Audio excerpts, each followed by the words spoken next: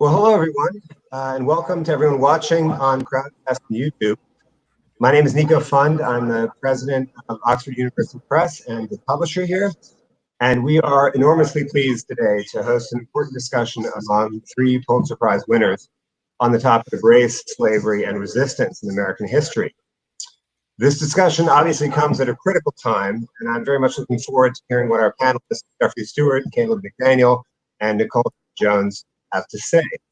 So without further ado, let me introduce our moderator, Jeffrey Stewart, who's a professor of Black Studies at the University of California, Santa Barbara, and the author of last year's Pulitzer Prize winner for biography, The New Negro, The Life of Alien Love, which was over a quarter century in the making. So Jeffrey, over to you.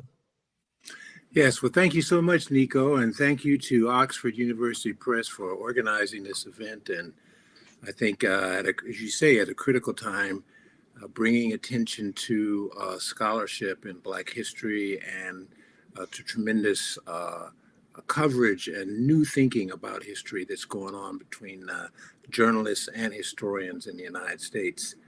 It's my pleasure to introduce W. Caleb McDaniel, who's professor of history at Rice University in Houston, Texas.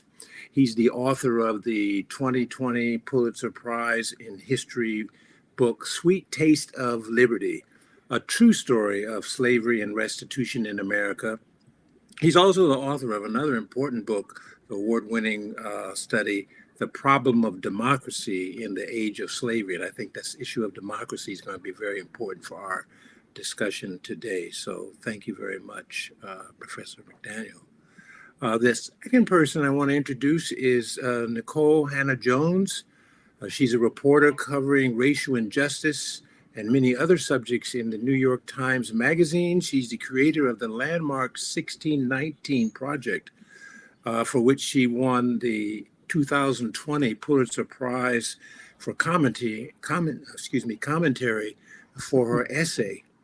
She's also written extensively on social resegregation in the United States and is co-founder of a very important society, the Ida B. Wells Society for Investigative Reporting. So we're just so happy to have you here today for this conversation. Thank you, Nikole, and thank you, Caleb.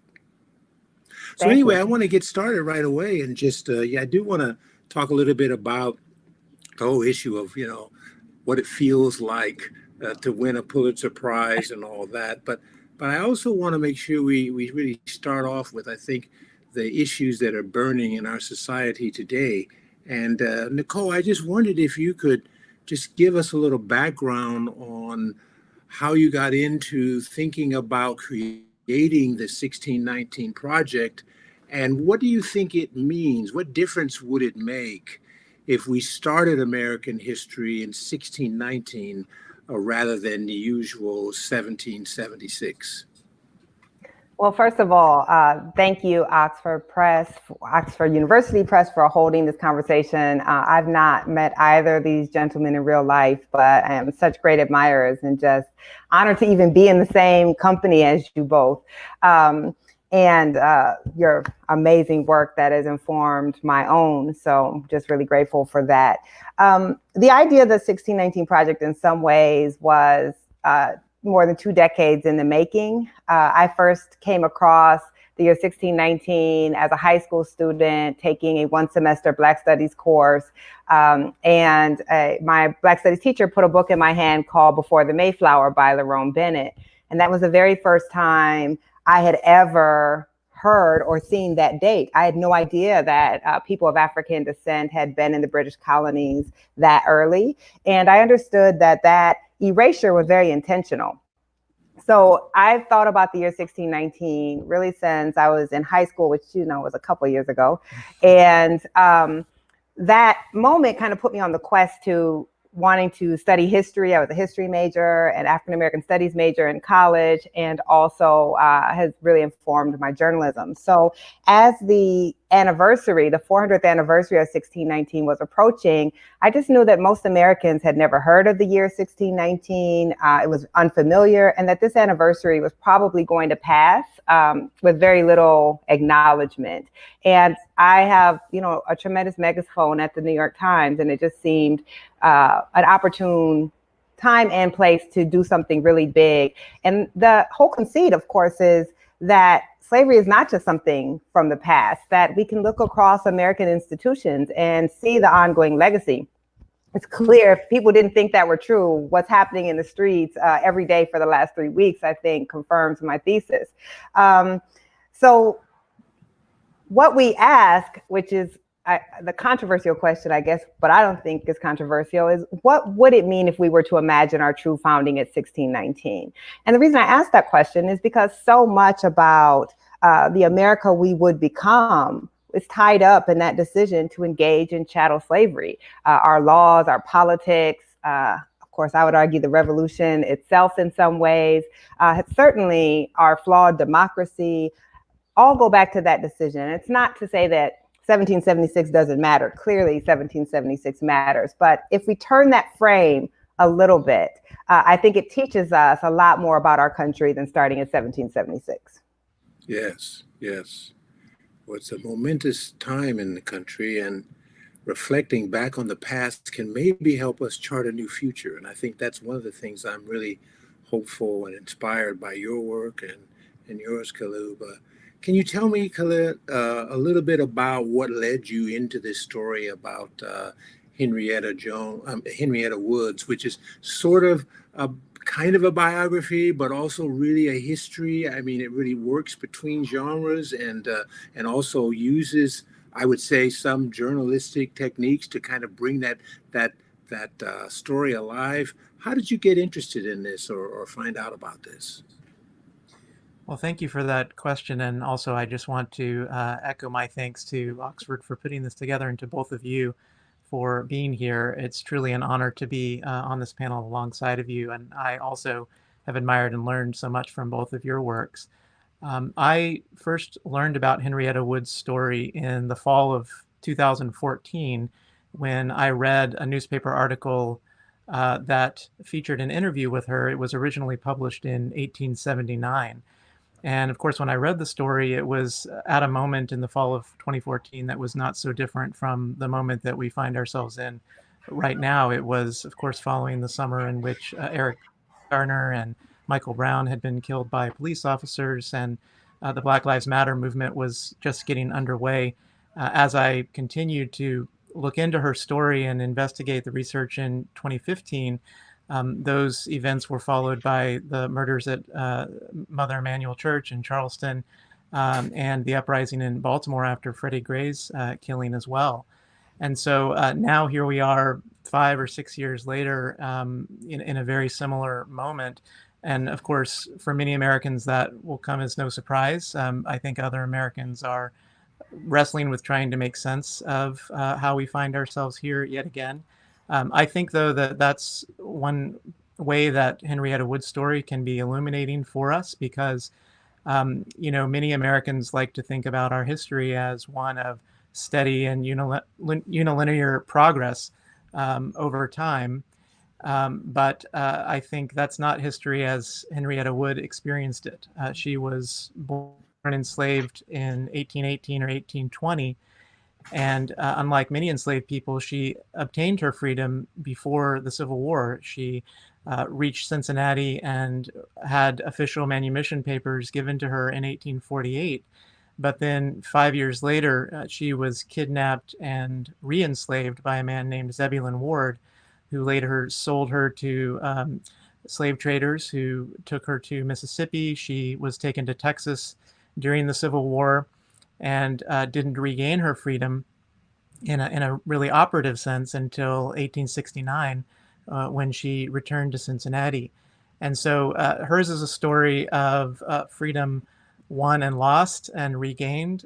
She was interesting to me as an example of a resilient woman who was twice enslaved and twice emancipated. And I think that experience helps to capture the kind of whiplash and razor edge between freedom and slavery that I think runs throughout our history. And she, in fact, described her 5 years in Cincinnati before the Civil War as her sweet taste of liberty, which is the title of the book. And to me, that phrase very evocatively captures both the importance of liberty, the sweetness of it, but the experience of tasting it only in part, and the need for ongoing struggle that I think the 1619 Project highlights to make the ideals of liberty and freedom real. Yes, well, that's certainly the case, that she had a lot of trials just to get free and then to remain free. And it kind of connects with the story that Nicole tells us that you're talking about here, where history is not just progressive. It's kind of back and forth. And there's 2 steps forward, as my mother used to say, and 1 back. And what comes out of this is, despite that, there's a tremendous commitment to democracy on the part of African Americans. Despite those slaps in the face almost, to be free and then re-enslaved, there's still this commitment to making the most out of America. And I just wondered, Nicole, your connection to this story seemed to come from your father and his commitment to America and his commitment to democracy, in ways that, as a young person, was challenging for you to be able to understand. Can you talk a little bit about that personal story of your father and his commitment to America, despite all of the setbacks and challenges he faced? Yes. First, I just want to say, Professor McDaniel, the book you wrote is so beautiful. Outside of being an amazing history, it's kind of that perfect, I know this is not even what I'm supposed to be talking about, but this is my chance to talk to you. It's that perfect marriage of just beautiful narrative, compelling narrative. And I think what's so powerful is, for many Americans who haven't studied this period, they don't understand how intensely connected free Black people were to enslaved Black people, because at any point a free Black person could be enslaved, that your freedom was never guaranteed. And that is the experience of Black Americans throughout history. Is our race has defined us so much that it doesn't matter if you reach a certain status in this country, your fate is tied to the least free of your people, because at any moment you can be treated that way. And that's really been, I think, the definitive racial experience of Black Americans. And how that ties to this is, I have a line in the essay where I say, no one has valued freedom more than those who have never had it. And Black people's really unfounded belief in democracy and belief in the ideals of this country was essential to our survival. We had to believe that as a small oppressed minority in this country, that we could vindicate our founding ideals. What's interesting, I'm sure as you both know about being a writer, is that as you're trying to edify other people, you often end up edifying yourself. And that's certainly what happened when I was writing this essay. I didn't understand my dad's patriotism literally until I was writing this essay. I even as a 43-year-old woman, could never understand how my dad flew that flag. For those who haven't read the essay, I open it. It's about how Black people have been the true perfecters of American democracy. But I start with my dad flying an American flag in our front yard. And like many Black men of his age, he was a veteran of the military, and he was very proud of his service. And as a teenager, I was deeply embarrassed by my dad's outward show of patriotism. I felt that this country had degraded Black people, had never treated us as citizens, and I didn't understand how a proud Black man could display the sign of his degradation. But as I started really reporting this essay and reading so much about Black people laying claim to a democracy that didn't lay claim to them, I realized how powerful that was, and really understood that to not claim our own country, to not show a patriotism for the majestic aspects of democracy that we helped build, is actually allowing this country to deny us our citizenship. We're actually playing a role in that. So that's really what that story of my dad and his flag came to symbolize for me. And it's funny, I didn't intend any of that essay to include my own family story. It just ended up working out that way. But as I traveled across the country, once the essay came out, again and again and again, I heard from so many Black families, Black people who were my age and younger, who said this was the first time in their life they ever felt they could proudly say they were American. I even had a couple of my friends who said they were going to go get an American flag. Now I said, don't go that far. I'm not going to do all that, but the sense that, right, let's not go that far. We're not there yet. But this idea that Black people have believed in this democracy, have worked through resistance for generations to really bring this democracy to fruition. It was this beautiful moment this week with the Supreme Court ruling that the 1964 Civil Rights Act covers employment discrimination against people who are gay and transgender. All of this shows what the Black struggle for liberation has been liberatory for all marginalized people in this country. And we haven't gotten credit for that role, but that's certainly the role we've played. Yes, no, that's a wonderful observation, and it's right here and right now. And I want to echo what Nicole says. It's such a beautifully written book. You're a master storyteller, Thank you. and I just I found myself moved by the story. I think that's one of the things that we have to kind of think about is when we do history. You know, which we're trying to do something to relate to today and to affect people today. And I see your two projects as kind of bookends, really. I mean, you know, Nicole tells a story about how Black people essentially created the democracy we have today.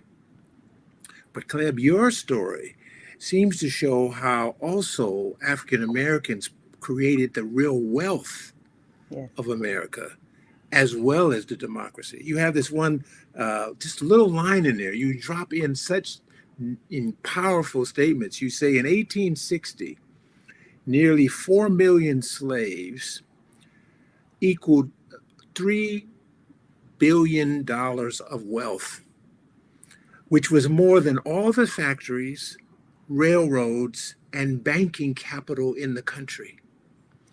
I mean, that is a tremendous fact that we really don't think about. And when you look at the story about how the man Ward, who you open the book with, essentially, when he died, he left $600,000 to his family.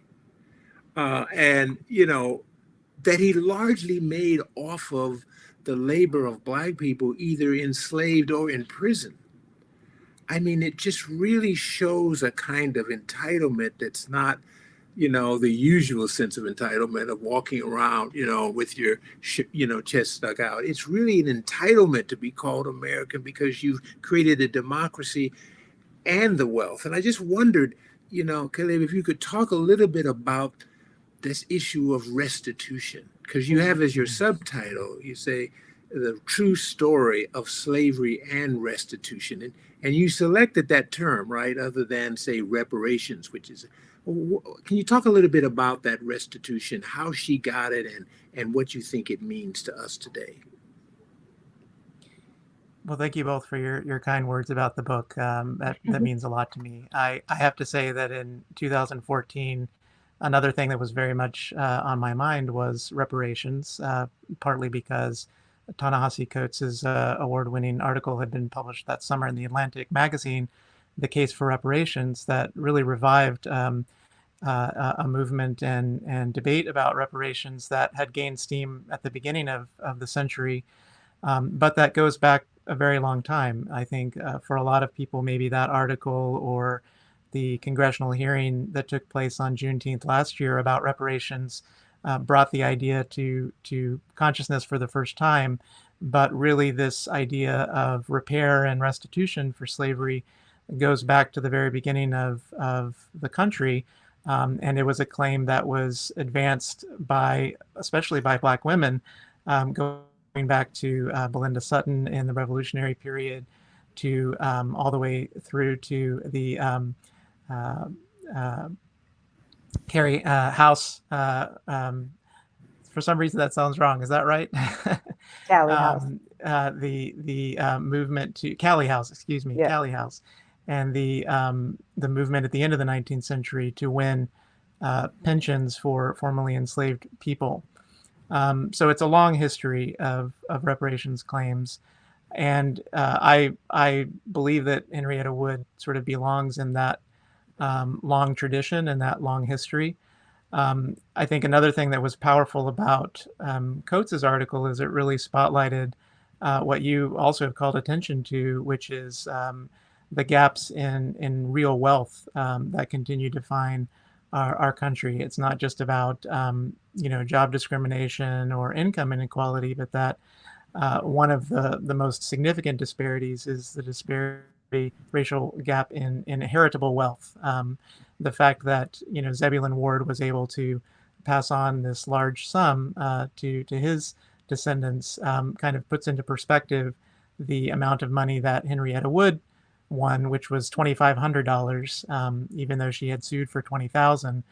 And I did choose the word restitution carefully because I think it's a fair question, and I hope readers will ponder when they read the book whether what she won constituted reparations. I think the term refers to more than just monetary restitution. I think it also evokes the idea of a larger national reckoning with the history of slavery and discrimination.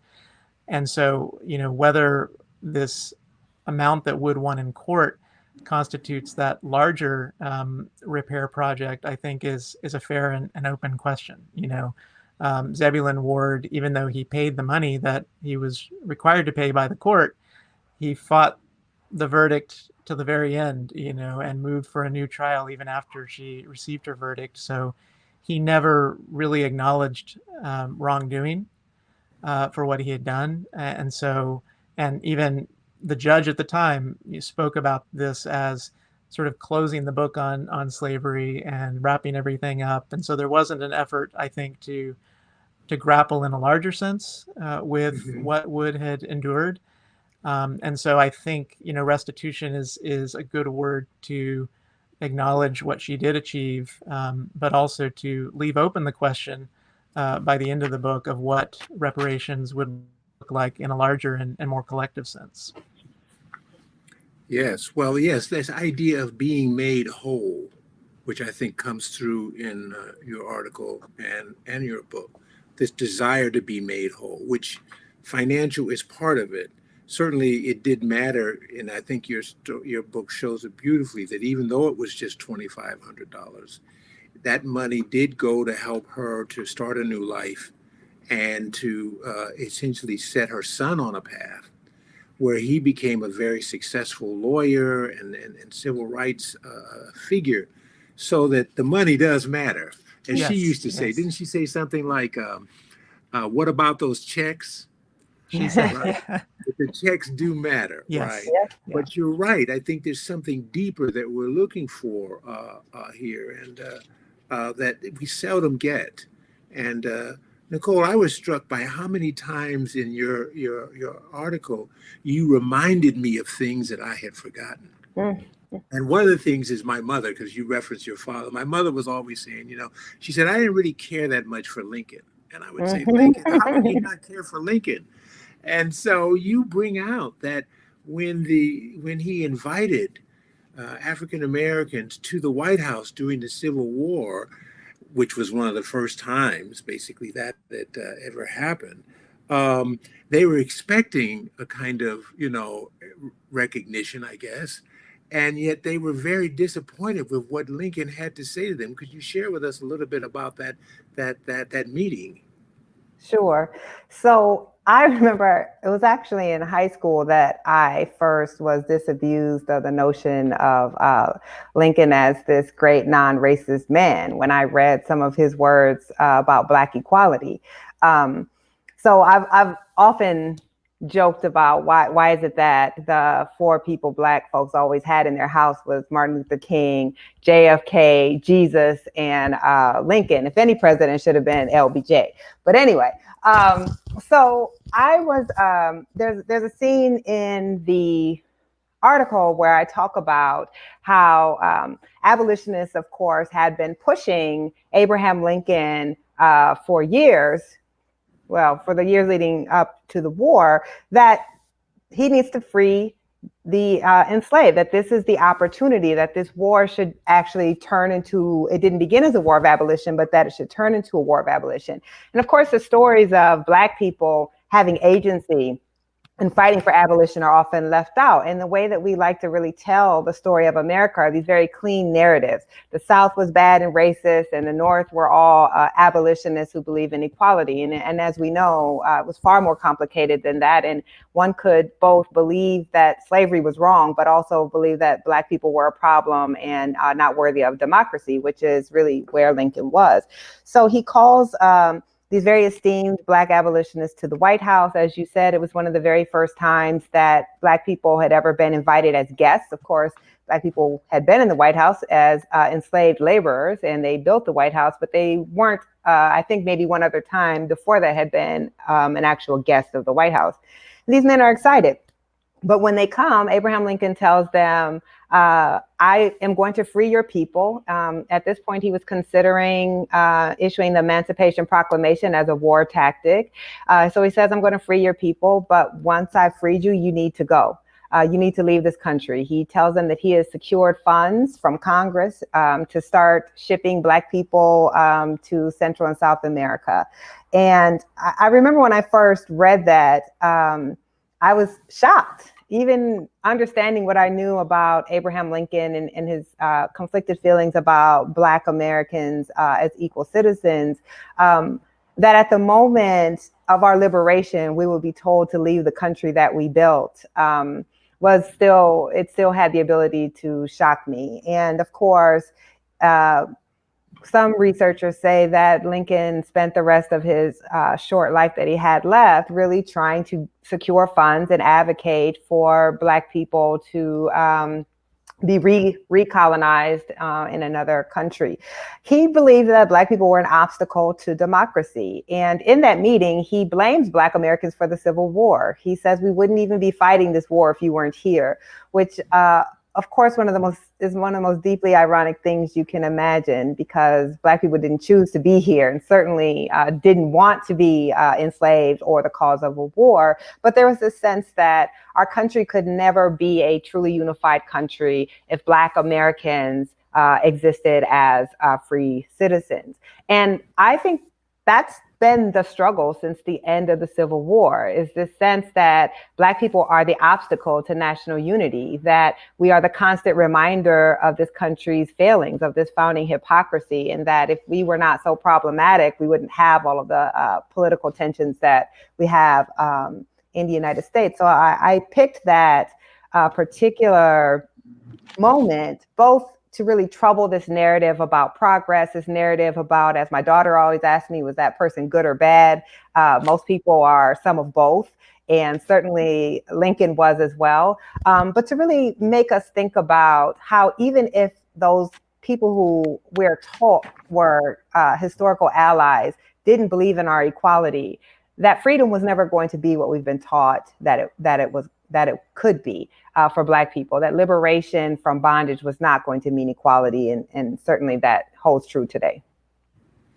Yeah, it's this issue of what does emancipation mean? It's like a continuing struggle to accept that. And like you say, it's like you're being blamed for something that actually is a problem other people have created for you.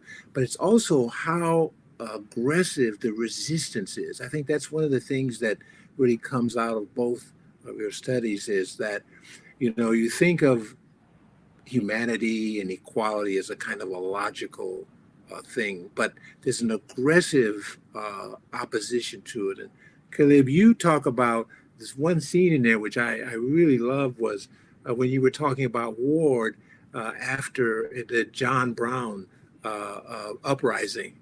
and that his I guess it was his prison, right? He was the keeper of a prison, and he had turned that prison into a workhouse, essentially. He's actually one of the, I would think, originators of for-profit prisons, which of course are so much still a part of our contemporary criminal justice system.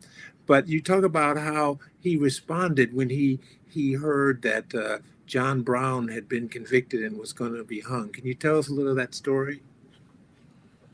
You're right. He was a pioneer, really, of the convict leasing and labor systems that ultimately defined the state prison systems in much of the American South after the Civil War and well into the 20th century, and arguably even till today. So one of the things that I wanted to do was show how entangled that history of prisons was with the history of slavery, despite differences in the two systems. Ward shows that the characters were often the same. And he was somebody who, before the Civil War and also after it, ran 3 different state penitentiaries and made his fortune partly through the forced labor of prisoners in those penitentiaries. The one that was in Kentucky was the one he ran before the Civil War, and one of the main products he made was hemp. This was a major commodity in Kentucky at the time, and shows some of the economic connections between the Upper South and the Lower South, because hemp that was made and manufactured in Kentucky was used to bale cotton and bag cotton in places like Mississippi and Louisiana, but it could also be used to make rope. And so one of Ward's reactions to the news that John Brown had led the raid on the federal armory in Harpers Ferry and then had been captured and sentenced to be hung, he mailed a piece of rope to the governor of Virginia, Henry Wise, and asked that it be used to hang Brown and his men. So I think that I was startled to find that connection to this story. And they actually used his rope. The evidence seems to be that they used that rope.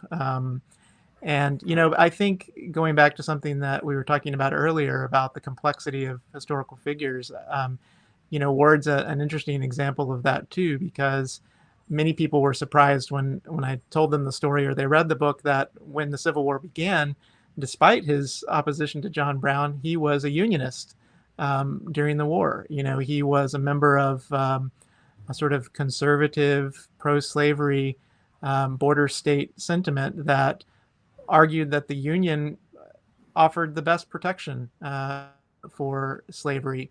And so there were, lots of complex people in this period. Another one that comes to mind when we were talking about Lincoln was the first lawyer who assisted Henrietta Wood in 1853 when she was kidnapped and re-enslaved. There was a freedom suit filed on her behalf in Kentucky. And the man who took up her case was a lawyer who took some cases for Lincoln, actually, and knew him well at the time, and was also a colonizationist. So you can sort of imagine Wood having her fate or fortune placed in the hands of a lawyer who was arguing for her freedom, but was also a colonizationist and didn't really foresee a future for the country that would include full citizenship for people like her. So I think that's what your daughter was asking about. Is this person good or bad? I think in history there's a lot of complexity in these figures, and that's one of the things I hope comes out of reading the story. Yes, and then that Woods had this chutzpah, I guess is one way of putting it, this self-confidence to push forward and sue and win against a man who had sent the rope to hang John Brown.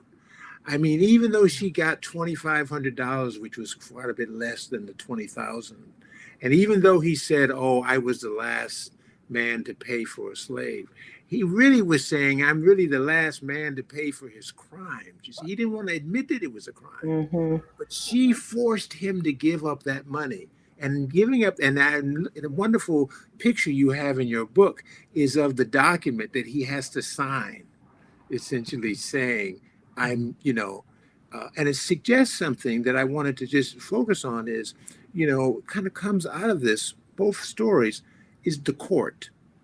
Mm-hmm. It seems as if these stories suggest that one path to restitution and being made whole is through the court system. It certainly was to a certain extent for her. And I just wonder if that's a new stage in our development. We had Malcolm X said the ballot or the bullet. We're now saying it's the ballot or the gavel. I mean, we seem like the Supreme Court is the place where a lot of these things are kind of, because you mentioned the decision a couple of days ago about workplace rights. And yet, even so, even when we have these victories, we seem not to get credit for it. And I was just wondering, Nicole, if you could speak to a little bit what that feels like, because you talk so persuasively about your father, and on the one hand he was devoted to it, but he made a gift to people who didn't give back to him. Yeah. And so where does that leave you emotionally and spiritually? There's a spiritual quest in this as well as a financial or a political one. Yeah, I mean, that tension and really that pain is why, I'm never going to fly an American flag, because even though, as you said, we have continuously given this nation these gifts of pressing towards, I write in my essay that Black people never fought just for their own rights, that as early, you look at the writings of Martin Delany, the writings are about universal equality, that all human beings, Frederick Douglass, who also was a feminist, who also believed that women should have the franchise. There's this sense that it is not just we need to have these rights, but that these rights should truly be universal for all people. And yet, I talk about how often different immigrant groups, part of their Americanization process is to come to the United States and then immediately adopt anti-Black sentiment as part of the Americanization process, when if you are an immigrant of color, the very fact that you can be here is because of the Black resistance struggle and getting the immigration laws changed in 1965. And the fact that you could come into a country where all legal discrimination in the law had been ended because of Black resistance speaks to how we have fought for these rights, but then seem to, in any way that you measure, remain at the bottom of the society that we have created.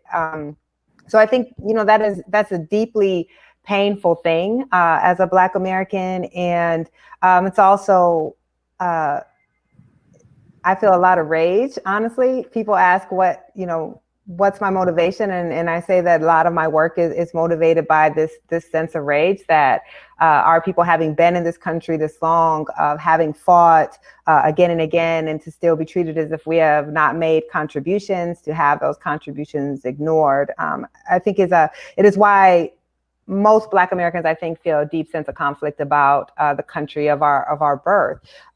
If I could quickly just comment on the courts and why I think the courts have been so important. So first, we know that for most of the history of this country, the Supreme Court has not been on the side of civil rights and has not been on the side of expanding the rights of Black Americans. But we do have these brief periods where the court, and probably most famously the Warren Court, really does expand the rights of Black Americans and other citizens. But the reason that the courts have been necessary is because Black Americans have never been able to convince the majority of the white voting population to expand and safeguard Black rights. And if they can't convince the majority of the population, they certainly can't convince the majority of white politicians who are representing those populations, because if white politicians want to keep their jobs, they can't go against the grain of most of their voters. The courts, however, are often not politically elected. They are appointed. They are positions that are appointed for life. And all you need to convince is one judge or a panel of 6 to 7 judges versus the majority of a city or a town or a country. So because of that, so often the only way that Black Americans have been able to get their rights vindicated is because they can convince one white man or 7 white men, as opposed to millions and millions of white Americans.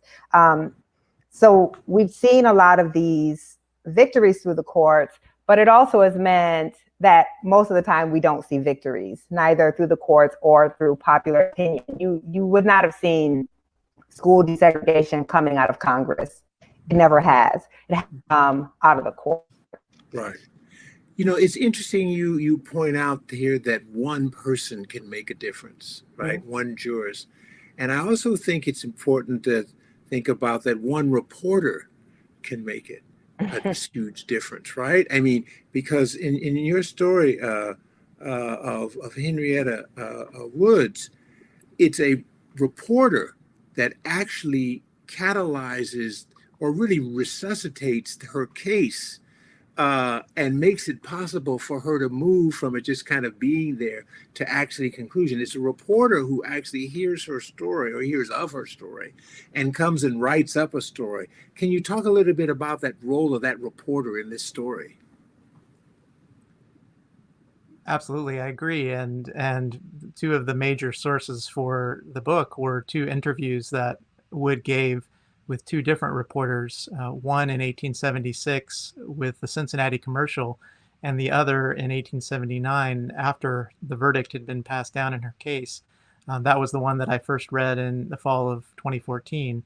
But the first interview was critical because the case was not over yet. And in fact, Ward and his lawyers were waging a sort of long war of attrition in the courts. I think that's, you know, one of the limitations of using a judicial process to seek justice is the many ways that it can be delayed. And in Wood's case was delayed from the time she sued in 1870 to the time when she actually received a jury trial in 1878.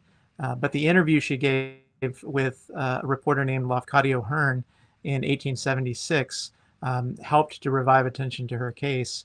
And I think it's a testament to the reporter, but also to her courage in telling the story and her determination to restart the case and make sure it had attention.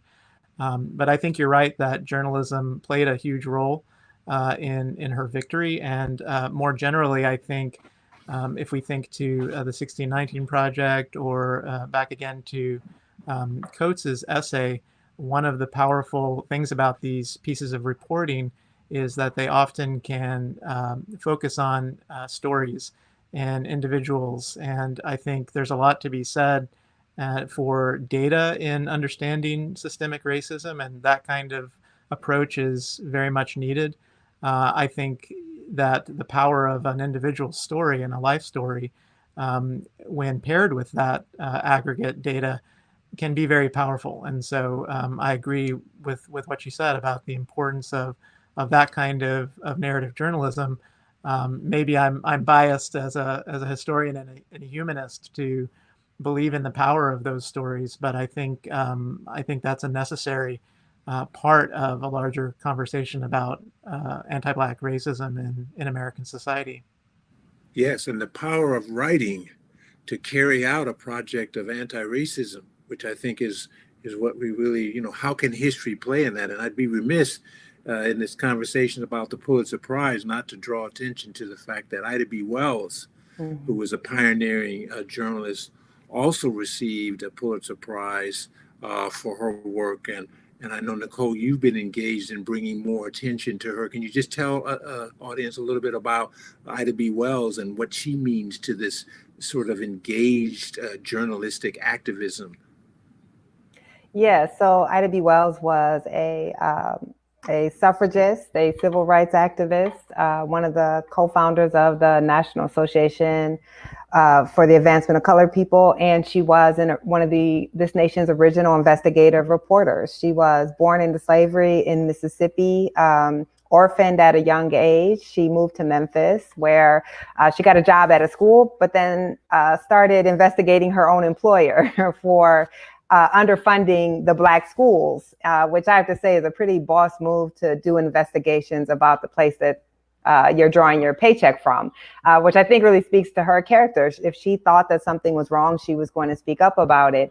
And how she became known for being a reporter who exposed the true breadth and reasons behind lynching, and then became the nation's premier anti-lynching activist. And how she came to start writing about lynchings was a very good friend of hers. She was his children's godmother's store was burned down, and he was lynched in a dispute with a white shop owner, which was, as you guys both know, very common when Black people were prosperous in the South.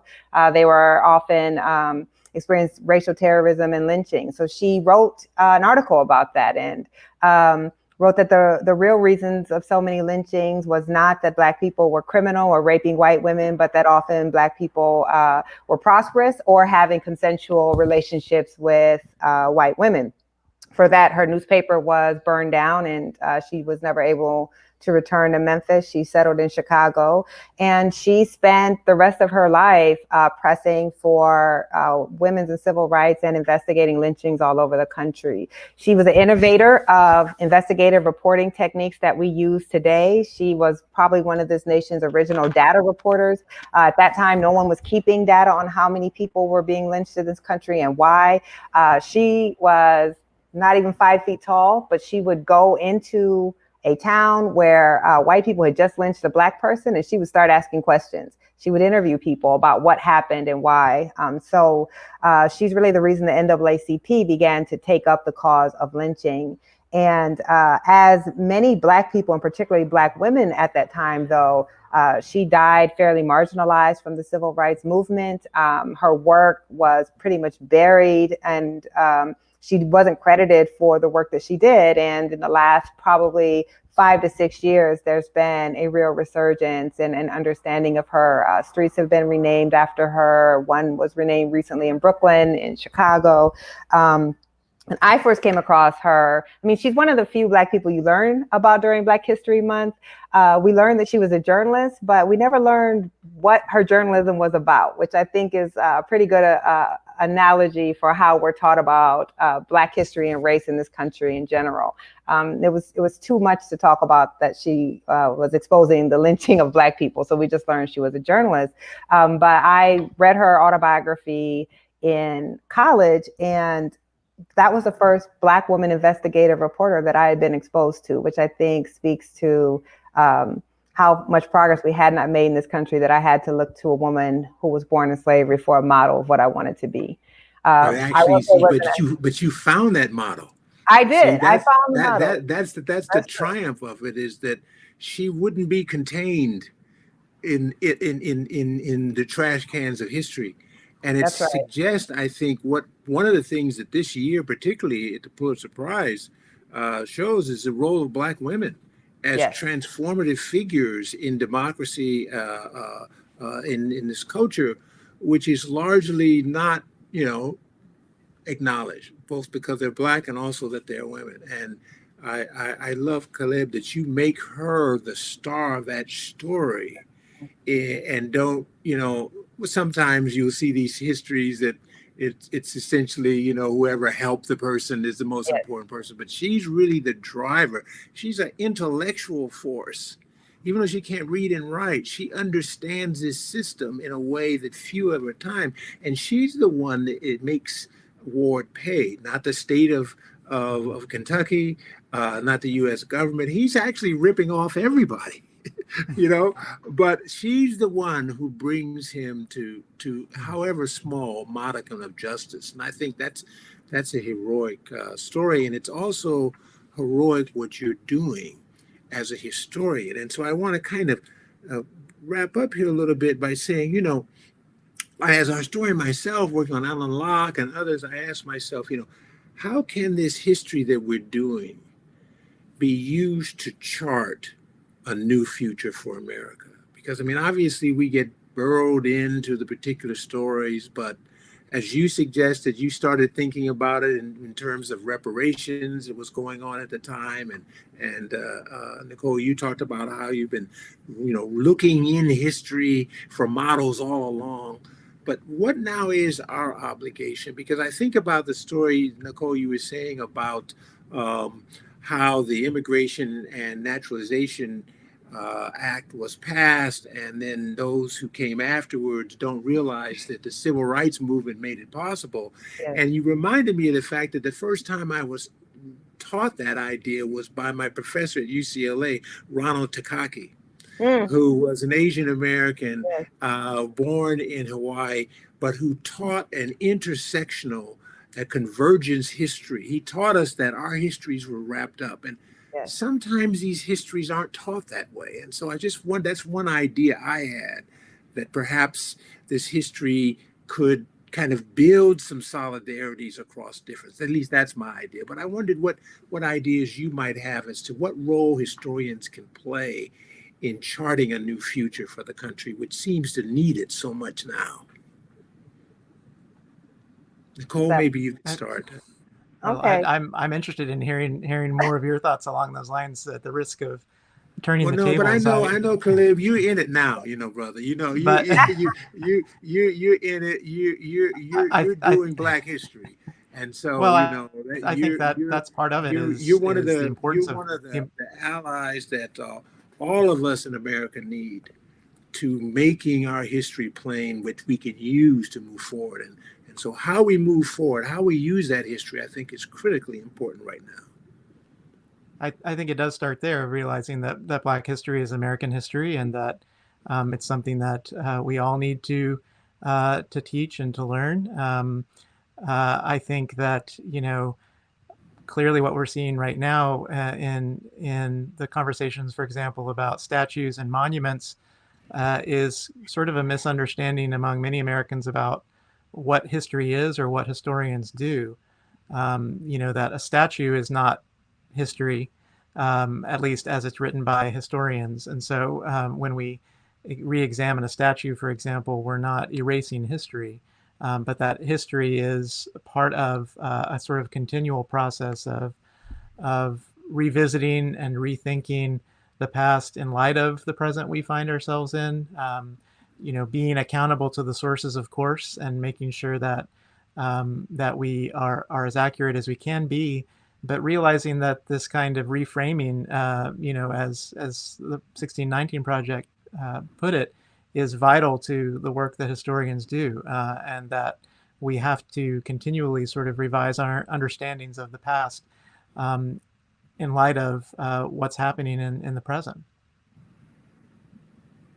Yeah, I would just add quickly. I mean, I'm obviously not a historian. I'm a journalist who just reads a lot of history. And I think the hallmark of my work has always been that I try to understand the history and the architecture that led us to whatever moment it is that I'm reporting on. And my love of history came from the calmness and empowerment that I felt from reading the history of what happened to Black people and what Black people have done, and using that to explain the world that I saw around me. I would see all of the things we were told about why Black people lived in the conditions that we lived in. And then I would see how hard everybody in my neighborhood worked, and yet they weren't able to get ahead. And when I read history, it explained it to me. And that explanation then was empowering to me because it refuted all of the racist stereotypes that we're all awash in this country about the Black condition. So to me, I can't tell you why people are in the streets right now if I don't tell you what built the conditions that led people to be in the streets right now. And in America, particularly when it comes to race, we like to pretend that we got a clean slate in 1865, and at that moment, everyone was free to live the same, had the same opportunities, the same experiences. And then we blink and it's 1963, and Dr. King is talking about being judged by the content of your character, and then that's it.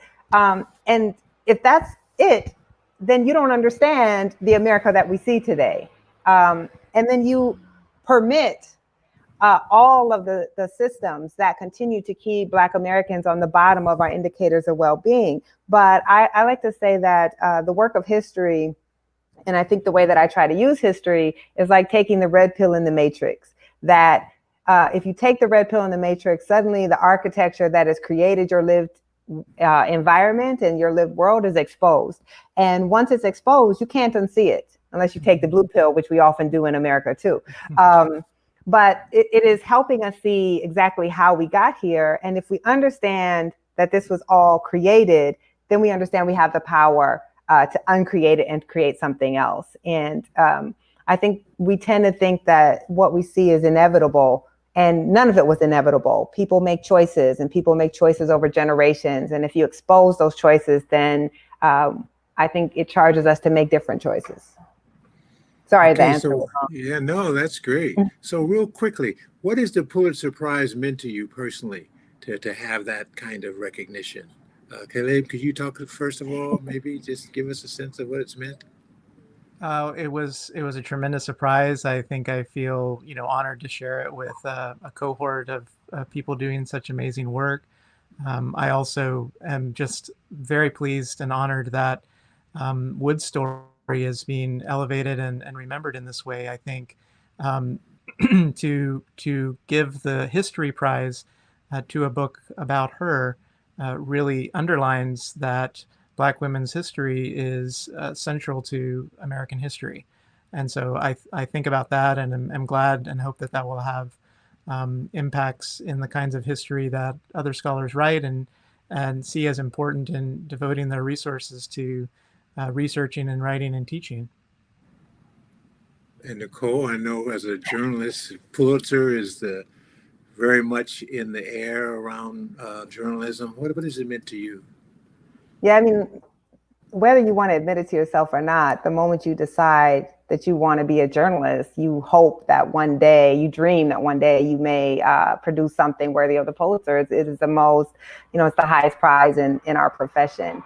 I certainly didn't expect I would ever win it, but I dreamt that maybe I would one day produce something worthy of it. I know exactly how many Black women have won the Pulitzer in journalism. You can count them on one hand. And to have won it for something that is marking the experience and contributions of Black Americans in a very unflinching way, I can't even, I cried like a baby when I found out that I had won. And then at my pettiest, which if you follow me on Twitter, I can be a little bit petty. It's been, this project has been under attack, consistent and sustained attack for half a year now. So to have the Pulitzer Committee with those very esteemed jurors who understand all of the efforts against the project to still deem it's worthy, it's validation and vindication for all the work that we did. And so I feel immensely proud of it. Wow. Another kind of vindication, which I think is what your work, both works have really been doing, is bringing vindication to this story and to the courage it takes to tell the story. Because it takes some courage to tell these stories, because there's going to be pushback. Well, anyway, I want to thank you so much for coming together and having this conversation. We have, more questions we could go into, but I think I'm just so pleased to be with you and to know that kind of work that you're doing is going to make a difference for the people in the future. I think that's really what's certain, and so I applaud you for doing that work. So anyway, thank you so very much, and Godspeed be with both of you. Okay. Thank you. Next panel, I'm interviewing you. Okay. I know. Right. I wanted to hear more of you. That's okay. I've gotten a lot of interviews, but anyway, thank you very much. I'm pleased. Thank you. Okay. Thanks for everyone. Bye-bye. Bye.